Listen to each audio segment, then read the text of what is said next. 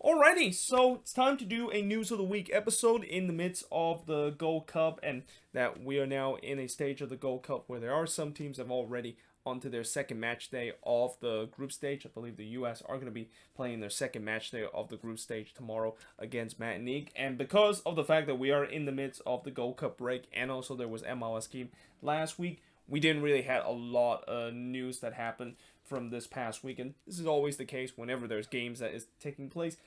The news cycle kind of slows down a little bit around MLS. But that being said, there were definitely some important news that happened in this past week. And one of the news that happened this week is Charlotte FC, who last week we knew that they announced their head coach of their first ever season in franchise history. That is Miguel Angel Ramierez. Well, it seems like Charlotte FC have decided to hire an assistant head coach in this week, as they have added former Newcastle United assistant head coach Mikel Antia to the coaching staff. And actually, as I said about how he is going to be the assistant head coach, I'm not quite sure exactly if that is going to be the case, because when I read the article, they didn't mention how he's going to be the assistant head coach of Charlotte FC. But I'm assuming it is the case, because when you join a coaching staff, I'm guessing most likely the role of him being in the coaching staff is going to be an assistant head coach, unless if he's going to be joining that team as a goalkeeper head coach. And if that's the case, they would have easily labeled to say that, yeah, he's going to be that guy that's going to be the goalkeeper coach for this team. But either way, you can start to see that Charlotte is started to hire a lot of their coaching staff. And before you know it, once the season is over, we are going to see them start get more players. I mean, I know they've already got some players into their team. The most notable one is Christian Fuchs from Leicester City. But as we get near the end of the season, and really after this season is over, when we have the expansion draft, that's when Charlotte FC will slowly start to gel and start to build the team that they're going to have heading into their inaugural year. And it'll be really to be determined to see whether or not if they can definitely build a decent enough squad where they can heading to their first year at least be respectable and not be kind of a laughing stock, because I'm pretty sure they probably have taken notes in terms of the last couple of expansion team, where remember when there's seems to be like a mindset when Atlanta and LAFC enter the league and they just completely destroy the league and make the playoffs in their first year, and there seems to be a lot of expectation now with a lot of these expansion team and expect them to do well in their first year. Yeah, unfortunately, that this is why I said those two expansion teams, that's Atlanta and LAFC, those are really the anomaly, and that a lot of expansion team, I think their goal in their first season is just be respectful and be competitive in their first season, and that I don't think playoffs is going to be something that's going to be a goal, because a lot of expansion team in the past, and I know recently there has been more expansion team that have made it to playoffs in their first season, but it's still the case where a lot of expansion team doesn't actually make it to the playoffs in their first year. And judging how Austin FC is going right now, it doesn't seem like they're going to be the team that potentially make the playoffs and going to join the long list of expansion teams that failed to make the playoffs in their first year.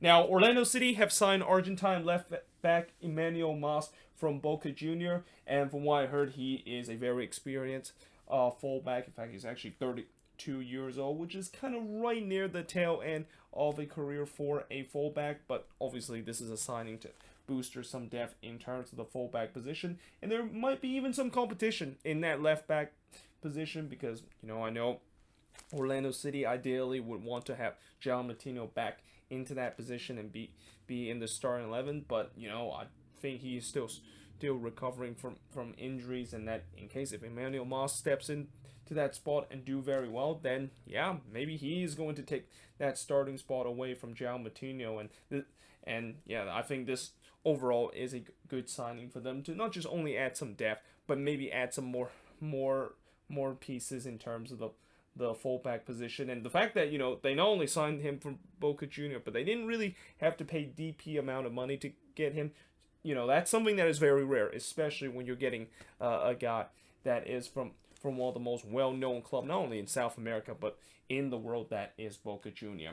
Now, the Vancouver Whitecaps, Derek Cornelius is set to go on loan in Greece. Now, I was kind of surprised to see how, Derek Cornelius, he hasn't really got a game this season with the Whitecaps, and since he's usually a regular starter for this team, it's kind of surprising he hasn't played as much as he has been in previous season. Well, this probably explains it. I think he's been working on a loan move to potentially go to Europe, and this is kind of another example of a player that feel like it is the right time for him to make the jump to Europe, and I definitely wish Derek Cornelius the best, as, he's only going to go on loan in this situation, so he's not actually going to be permanently going to Europe and going to be staying there and not coming back to the Whitecaps. But if he is going to be successful once he go to play for a team in Greece, which they didn't mention which team exactly it is, but I heard there's rumor it could be a team in the first tier of the Greek Super League.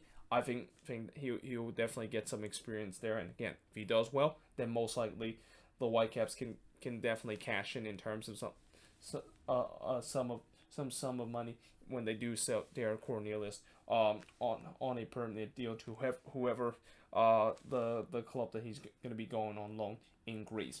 Now, David Ochoa is actually been reported that he is training with the Mexican national team. Now, what's interesting about this is that Ochoa was never named in the Mexican national team Gold Cup roster, and apparently, I guess maybe the Mexican national team just kind of invited him to train with them. And I know this immediately put some speculation of whether or not if David Ochoa is going to be staying with the U.S. or instead he's going to be actually going with Mexico, because keep in mind, even though he has played with the U.S. U23 team, you can still switch to another country as long as you don't play more than one caps with the team that you represent. And since David Ochoa has never represented the U.S. men's national team, he's still eligible to basically switch to the Mexican national team, and we shall see whether or not if that is going to be the case. And it would only be fitting, the fact that the Mexican national team, how they have a long-time goalkeeper, Guillermo Ochoa,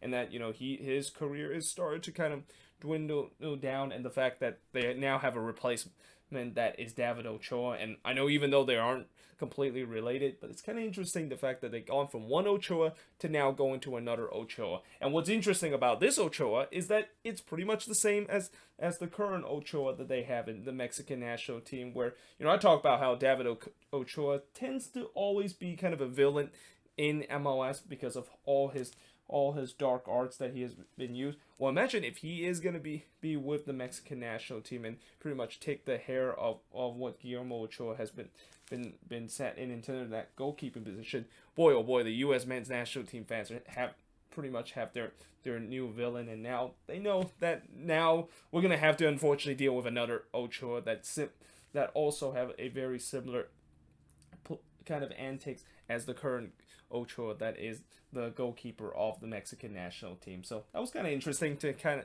of just mention. But again, there's no guarantee the fact that he is going to be going to the Mexican national team, and there's always a chance that he could still stay with the U.S. men's national team. Now, the Philadelphia Union has agreed a contract extension for sporting director Ernest Tanner, and again, this is not a big surprise. I'm pretty much just going to copy and paste what I said when the Union decided to sign a contract extension for their head coach Jim Curtin. What Ernest Tanner has done to this Union team, and what he has done with the academy has been something that is just absolutely spectacular. Like, he has really turned this team to become a team that used to be a dumpster fire of a team, and a team that are kind of stuck near the bottom of the Eastern Conference, to now repeatedly a team that is competing out of the Eastern Conference and winning their first Supporters' Shield last season.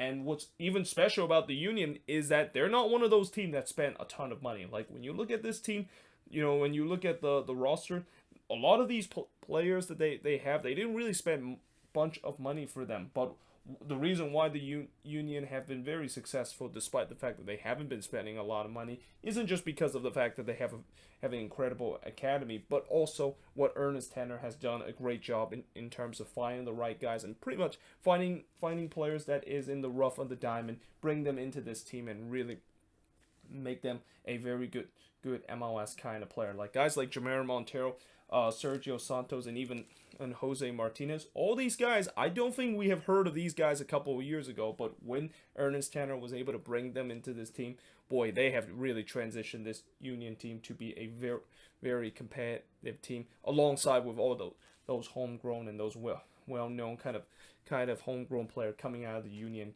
Academy, and have really blossomed some in this time that he's in charge of the team. So again, no surprise the fact that he's getting a contract extension in terms of that. But moving on, in terms of the next news, is that Jozy Altidore is set to return to the TFC first team. And again, this is not a big surprise, because you knew once Chris Armas was fired for TFC. Like, I talk about how not only the fact that when Chris Armas was fired and that TFC fans was definitely relief. I think probably the most relief person that saw Chris Armas is no longer the head coach of TFC has to be Jozy Altidore. I mean, we knew the situation with him and Chris Armas, and you can clearly see that Chris Armas was putting Jozy Altidore in the doghouse, and that it just feels like as long as Armas is going to be there, Jozy Altidore is not going to be back in this team. Well, now Chris Armas is no longer there. This means that Jozy Altidore is able to be back with this team, and we shall see whether or not, with Jozy Altidore coming back to TFC, I know some have said that Jozy Altidore coming back to TFC, he can either be kind of a guy that maybe is on a mission and could be hungry for goal, and if they get that version of Jozy Altidore, this TFC team can definitely make a second half resurgence. But also the thing that does make TFC fans worry is that they could also see the other side of Jozy Altidore, where he could be just going back onto the IR, because he has been on the IR for a lot in these past couple of years, and it just feels like maybe he has clearly lost a step or even two, and maybe heading to the direction where maybe his playing career is about to come to an end because of how many injuries he has been suffering in these past couple of years. Now, moving on, in terms of the next news, and unfortunately, we do have a sad news that we got to talk about. And again, anytime when I have to talk about someone that has to pass away, it's always a very sad moment. As this week, it was announced that former New England assistant head coach and former TFC head coach Paul Mariner has unfortunately passed away at the age of 68. Apparently, I think he passed away because of cancer. He's been battling it for a year or two now, and unfortunately he wasn't able to win that battle. And again, certainly my thoughts and prayers and my condolences toward his family, and really to anyone that of course know him very well and know that he definitely means a lot in New England and TFC kind of community. And yeah, it's definitely sad to see this happen. And I also remember when I watched New England game before, when Charlie Davies took over Paul Mariner for that spot as the co-commentator. I actually love Paul Mariner being as the co-commentator with Brett Fuhlman in the New England broadcast, and it was kind of weird the fact that I haven't heard him kind of being the co-commentator. I was wondering why exactly that is the case. Well, later I actually found out why. He actually was battling cancer, and unfortunately I get to no longer hear him, and we never get to hear him be the co-commentator anymore on the New England broadcast. And yeah, it's definitely very sad to see that happen. And again, certainly my condolences toward his family that is fortunately have to deal with this situation. But now moving to a more better news is that the League Cup final has officially announced that it will take place at Allegiant Stadium in Las Vegas. And honestly, I would have absolutely bet on this and say that I'm going to bet the fact that the League Cup final is going to be in Las Vegas, and it's probably going to be at that brand new stadium that's also going to host the Gold Cup final this year, that is Allegiant Stadium, because it makes perfect sense. Like, I have a feeling now we're going to see a lot of big events that's going to be taking place at that stadium. And I think the reason why in the past a lot of these big sporting events and all of these big soccer match hasn't been played in Vegas is because they don't really have a good stadium to host these big events. Well, now that they finally got that stadium, I have a feeling there could be more than just the League Cup final that's going to be take place here. I mean, I won't be surprised in a couple of years, maybe even the MLS All-Star game could be taking place at Allegiant Stadium. Now, obviously, for that to happen, maybe Las Vegas might have to have an MLS team, but you don't be surprised if MLS maybe make an exception, saying that Las Vegas is a prime kind of location for us to kind of host one of the biggest games in the league this season. And again, I won't be surprised in a couple of years where they could actually announce the All-Star game taking place at Legion Stadium in Las Vegas, even though if Vegas potentially might not get a team in the future. Now, moving on in terms of the next news, and to even more happier news, is that Montreal and Toronto is set to finally allow to host match at their home market starting in July 17th. And apparently, from what I heard, is that looks like TFC is going to have fans in the stands for their first game against Orlando City in July 17th at BMO Field. Apparently, Montreal probably is not going to have fans in their first game, but in their second one, they're going to have fans in their home market. But yeah, it's definitely great news to finally see these Canadian teams get to finally return home and play some home games, because I talked about before how you can clearly see this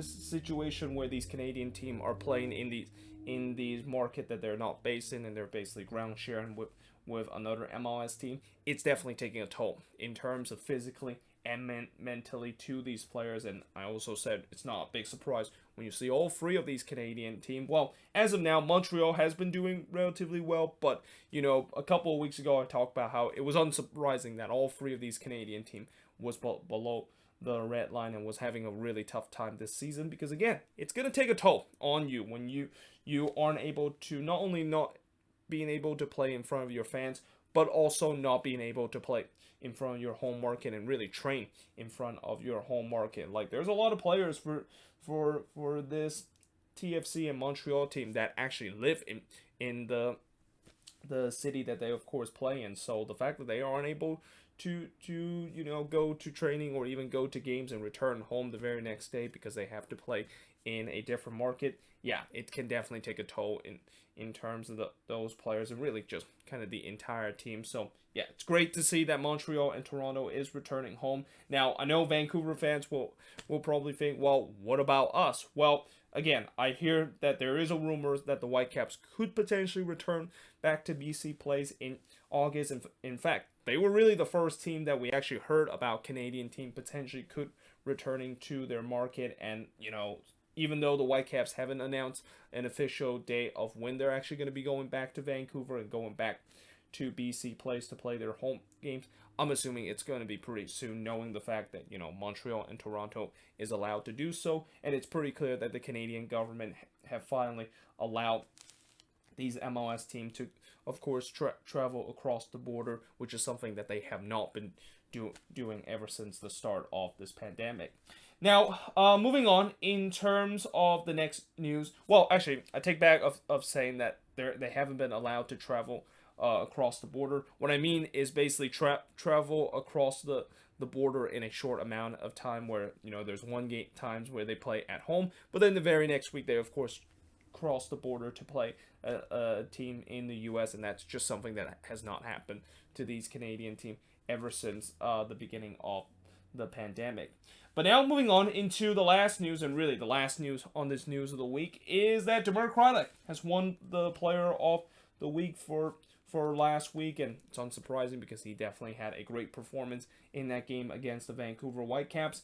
But in terms of the power rankings in last week, and this one was right before when we had that 10-day Gold Cup break that every MLS team is get to have, and before that, we had the Seattle Sounders remain at the top of the power rankings. But New England didn't move themselves back up to second place and gain one spot. And this, I think, is despite the fact that they lost to TFC this week, which, yeah, it's kind of surprised that they still moved up, even though they lost to TFC on Friday. And all those people are going to be very angry about how this power rankings makes no sense whatsoever, and whoever decided to design this power rankings, or all these so-called MLS experts that basically vote on where each team are in the power rankings, are basically showing their favoritism. But In third place, you got Sporting KC moving down 1 spot, followed by the Galaxy moving up 3 spots from last week. Orlando City did move down 1 spot. The Union stay at the same spot as the last power rankings in 6th place.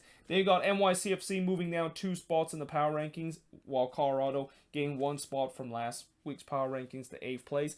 Nashville, of course, lost 1 spot, and actually both Colorado and Nashville kind of flip-flop in terms of possession. And then at number 10, and I hate to say it, LAFC is back in the top 10. And honestly, as much as I know people are going to be frustrated to see them back in the top 10, and this really just once again open the Pandoric box of all the media talk about how they are still the so-called best team in the league.